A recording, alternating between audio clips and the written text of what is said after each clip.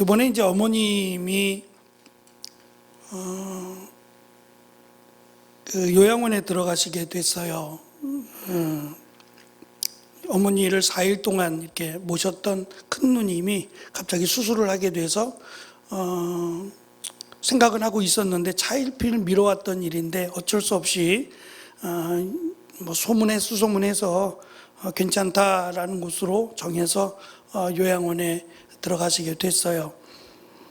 이제 아직 한 주밖에 지나진 않았는데 마음이 좀 무겁습니다.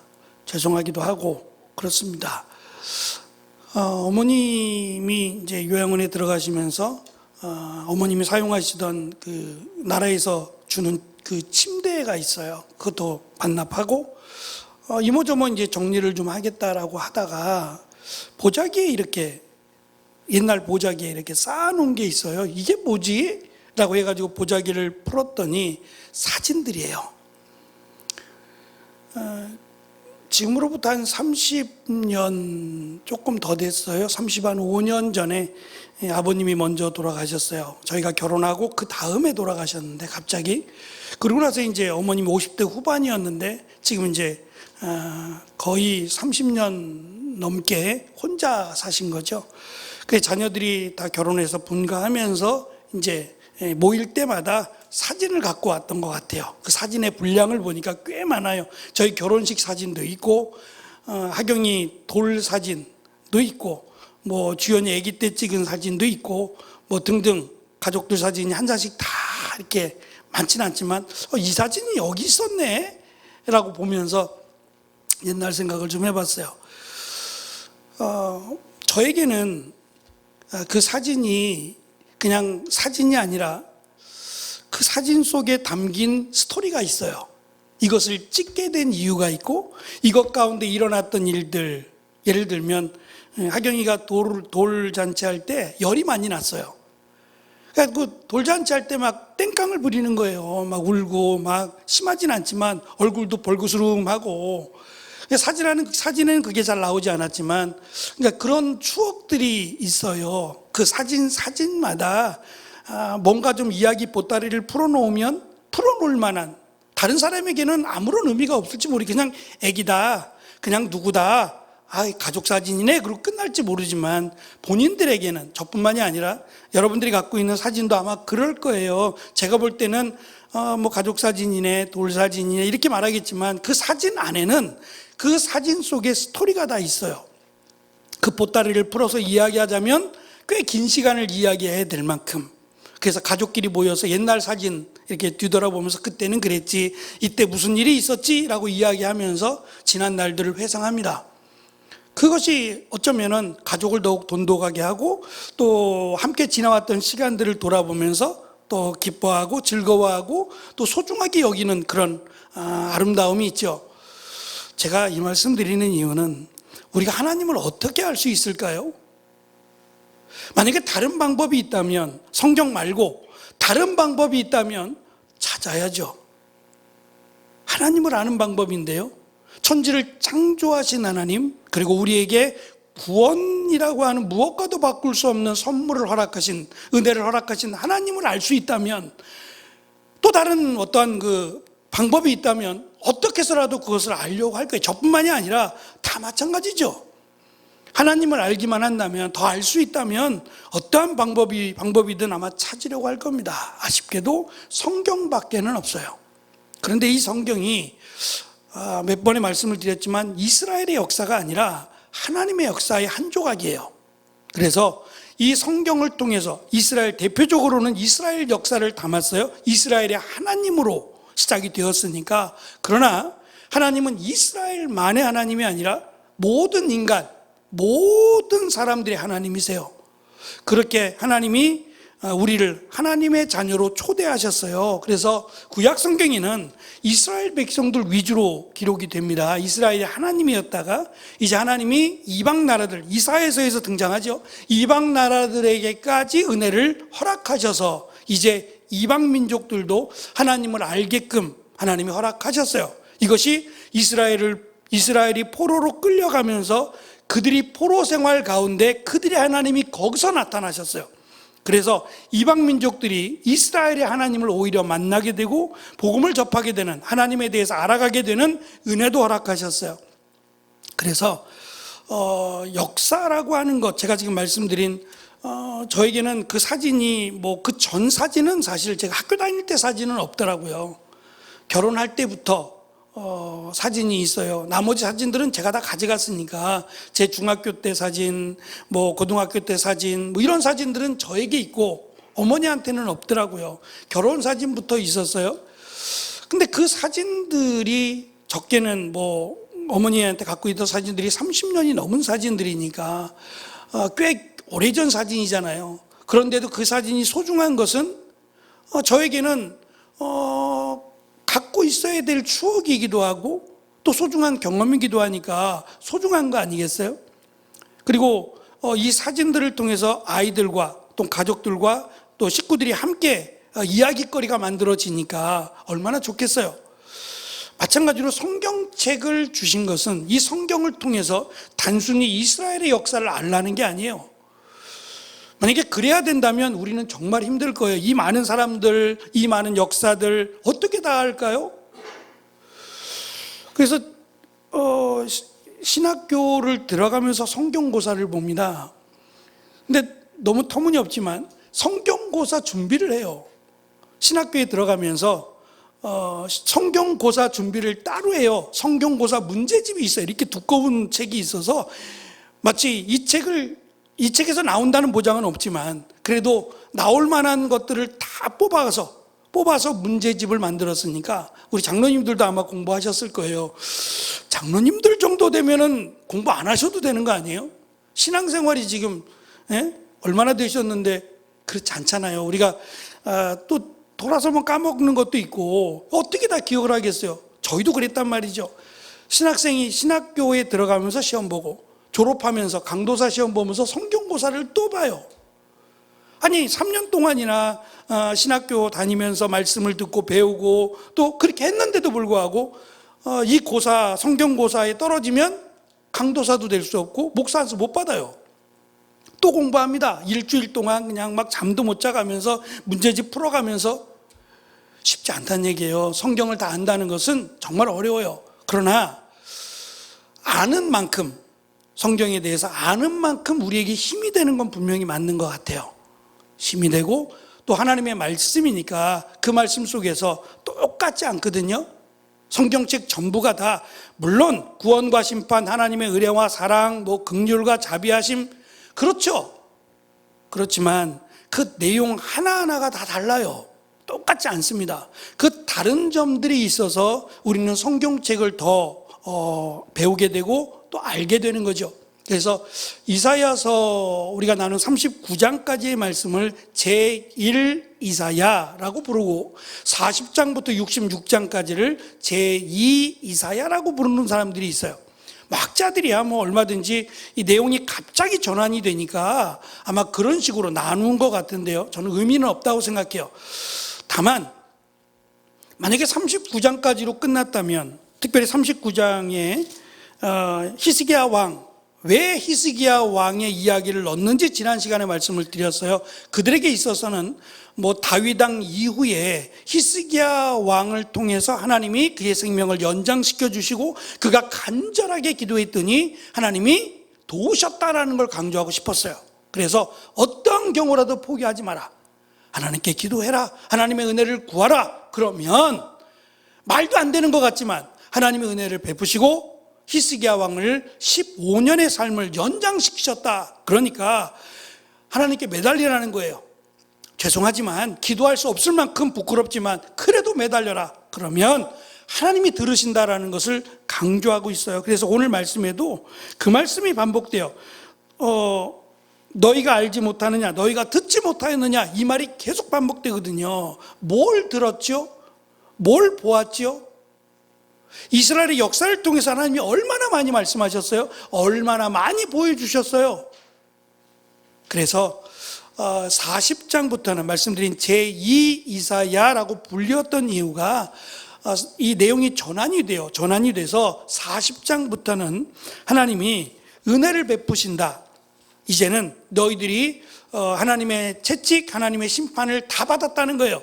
다 받아서 이제는 내가 너희를 다시 위로하겠다, 너희 힘을 주겠다라고 하시면서 1절에 보면 하나님이 말씀하신다. 위로하여라, 내 백성을 위로하여라, 이렇게 말하라는 거예요. 이제 너희들의 고난이 끝났다. 이제 너희들이 힘든 시간들은 다 없는 걸로 치겠다는 거예요. 하나님이 이들이 뭔가를 잘해서 그런 거 아닙니다. 그냥 하나님이, 어찌 보면 그런 생각이 들었어요. 하나님이 이스라엘 백성들을 포로로 끌려가게 하신다 그랬잖아요. 히스기야 왕에게 39장 7절에 보면 내가 낳은 내 자녀들도 사로잡혀 갈 것이다. 그들은 바벨로니아의 왕궁에서 내시가 될 것이다. 자녀를 못 낳는다는 거예요. 더 이상. 또 우리가 잘 아는 시드기야 왕이 쇠사슬에 끌려서 포로로 끌려갑니다. 이 모습을 하나님이 고소하게 보셨을까요? 안타깝게 보셨을까요? 당연한 겁니다. 하나님이 당연한 심판입니다. 이것보다 더 하셔도 돼요. 그런데 하나님은 이 정도로 하나님의 심판의 수위를 낮추신 거예요. 그럼에도 불구하고 하나님은 마음이 아프셨어요. 그래서 이 정도로 그냥 하자, 이 정도로 너희들을 향한 내 심판은 그만하기로 하자라고 하시면서 하나님이 위로하시면서 약속을 하시는데, 이 이사야 40장부터 66장까지는 신약 성경에 가장 많은 인용이 나와요. 그래서 우리가 쉬운 성경으로 읽어서 사실은 어감이 조금 다르니까 못 느꼈을지 모르지만 굉장히 많은, 우리가 읽은 40장의 1절부터 31절의 내용 중에 신약 성경을 우리가 좀 몇 번 읽었다면 신약 성경에 자주 등장하는 이 내용들이 많다는 걸 느낄 수 있었을 겁니다. 굉장히 많이 인용되는 말씀이 이사야 40장부터 66장에 대한 내용이에요. 특별히 오늘 3절에 광야에서 여호와의 길을 준비하라, 이 내용이요, 5절까지의 이 내용은 세례 요한에게 하신 말씀이에요. 세례 요한에 대한 설명 가운데 이 말씀이 등장을 해요. 다시 말하면 하나님의 말씀, 예언이라고 하는 말씀은 1차적으로 당장 눈앞에 일어날 일, 그리고 조금 더 후에 일어날 일, 그리고 장차 일어날 일, 다시 말하면 메시아가 오실 것에 대한 예언까지, 그리고 더 나아가면 마지막 예수님이 오실 때까지 다양한 예언들이 점점점 확장되어 간다는 걸 알 수 있어요. 그래서 하나님의 말씀은 사실 한 가지만 뜻이 있는 게 아니라 2중, 3중, 4중에 걸쳐서 성경의 시대를 거쳐가면서 이 말씀이 반복되고 있다는 것을 알 수 있어요. 그러니까 하나님의 말씀, 하나님의 약속은 변하지 않는다, 반드시 이루어진다라는 것을 우리가 알기로는 성경에도 분명히 가르쳐줘요. 그렇다면 예수님이 다시 오신다라고 하는 말씀은 분명히 이루어집니다. 뿐만 아니라 끝까지 믿음을 지키는 자는 구원을 받으리라는 말씀도 분명히 이루어져요. 물론 끝까지 믿음을 지킨다라고 하는 정답 안에는 도대체 얼마나 라고 하는 질문이 들어가게 돼요. 얼마나 내가 믿음을 지켜야지 믿음을 지키는 걸까? 얼마나 내가 믿음을 갖고 있어야 천국에 들어갈 수 있을까? 사실 이 답은 우리가 내릴 수 없어요. 하나님이 결정하실 거예요. 다만 저는 최선을 다하는 것, 우리가 할 수 있는 일은 그겁니다. 최선을 다하는 것 밖에는 완벽한 인간도 없고요, 또 뒤돌아서면 또 후회하고 잘못하는 모습이 우리에게 있잖아요. 그래서 그냥 우리가 끝까지 믿음을 지키려고 노력하는, 앞으로 나아가는 그 모습이 중요하지, 오늘 완벽했다 그래서 내일은 완벽하지 않을 수도 있잖아요. 그건 우리의 연약함이니까 우리는 최선을 다해서 믿음을 지키는 것이 우리가 해야 될 일이다라는 것을 기억했으면 좋겠습니다. 정리를 제가 읽으면서 하겠습니다. 이사야 39장 앞에까지는 히스기야 왕의 실수와 바벨론 포로에 대한 예언으로 끝났습니다. 40장부터는 어둠의 긴 터널을 지나 위로와 소망의 빛이 시작되는 말씀입니다. 40장부터 66장 후반부는 신약 성경이 가장 많이 인용되는 부분으로 이스라엘의 당면한 피로를 넘어 메시아의 통치의 축복을 바라보는 장대한 예언의 서막입니다. 이게 서막이니까 이제 메시아에 대한 내용이 나오겠죠. 조금만 더 지나가면 메시아에 대한 예언이 본격적으로 나와요. 그래서 이사야라고 하는 것이 뜻이 구원이에요. 이사야라고 하는 것이 히브리어 그 어원을 따라가면 구원이란 뜻이라서 이사야에는 메시아에 대한 내용이 가장 많다라는 것을 우리는 알 수 있습니다. 1절에서 너희 하나님이 이르시되 너희는 위로하라 내 백성을 위로하라 라고 말씀하는데 단순한 격려가 아니라 너희의 강제 노동은 끝났다, 너희의 죄값이 청산되었다라는 선포로 하나님의 진노가 이제 끝났고 사랑으로 전환되었음을 알리는 외침입니다. 3번에 걸쳐서 하나님이 외치는 음성이 등장을 해요. 먼저 3절부터 5절에 나온 외침은 외치는 자는 왕이 지나가실 길을 정돈하는 시종과 같습니다. 여기서 왕은 여호와 하나님이고요. 광야에 대로를 준비하라 그랬어요. 여호와께서 지나가는 길, 대로를 준비하라 말씀하고 그 결과 여호와의 영광이 온 땅에 나타나며 모든 육체가 그것을 보게 될 것이다. 이 예언은 바벨론 포로 귀환에서 일부가 성취되고 진정한 성취는 세례 요한이 광야에서 외치는 자의 소리로 예수님을 이스라엘에 소개할 때 이루어집니다. 그러니까 당장은 이 돌아올 때, 포로에서 돌아올 때 이루어지고 그거는 일부입니다. 그리고 보다 완벽하게 이루어지는 것은 세례 요한이 이 말을 해요. 세례 요한이 자기에게 허락된 역할이 이거라는 거예요. 그래서 세례 요한을 마지막 선지자라고 부르는 거예요. 사실은 신약 선지자잖아요. 신약은 선지자가 없거든요. 근데 세례 요한이 구약에 있는 마지막 예언을 이루는 선지자이기 때문에 마지막 선지자를 세례 요한까지라고 부르는 겁니다. 그리고 더 이상 선지자는 없어요. 왜 없냐? 더 이상의 예언은, 선지자들을 통한 예언은 끝이 나야 돼요. 왜냐? 예수님이 선지자의 역할을 하세요. 이제는 완벽한 말씀을 예수님이 하실 것이기 때문에 더 이상 선지자는 필요하지 않아요. 왕도 제사장도 필요하지 않아요. 그래서 예수님을 삼중직이라고 불러요. 제사장, 선지자, 왕, 이 3가지를 다 예수님이 갖고 계시기 때문에 더 이상 왕도 필요 없고 선지자도 제사장도 필요 없다라는 겁니다. 그래서 예수님이 그것을 다 완성하시고 선지자나 제사장이나 왕이나 다 예수님으로 완성이 되고 이제부터는 예수님이 하시는 말씀 이것만 성취가 되면 되는 거예요. 이해가 좀 되십니까?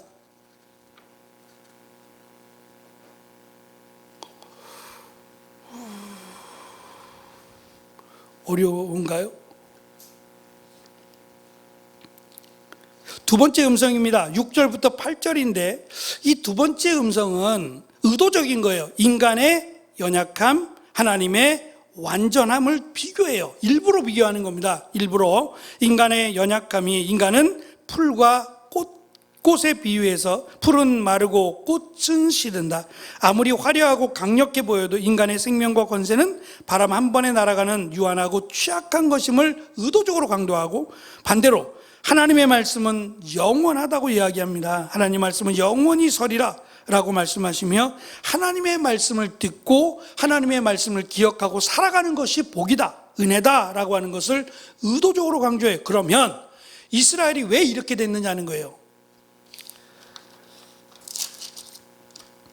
27절에 보면, 먼저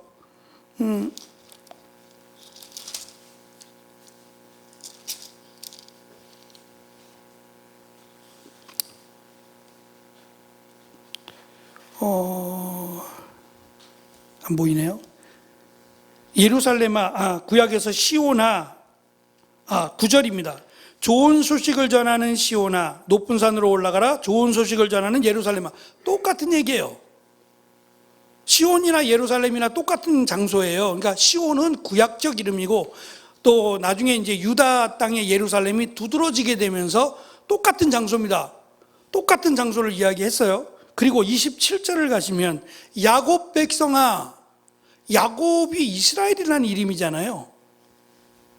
야곱 대신에 이름을 이스라엘이라 불러주셨잖아요. 그러니까 야곱 얘기하면 이스라엘이에요. 그런데 굳이 야곱 백성아 라고 해놓고 또 너희가 어찌하여 불평하느냐, 이스라엘 백성아 라고 또 얘기하신단 말이에요.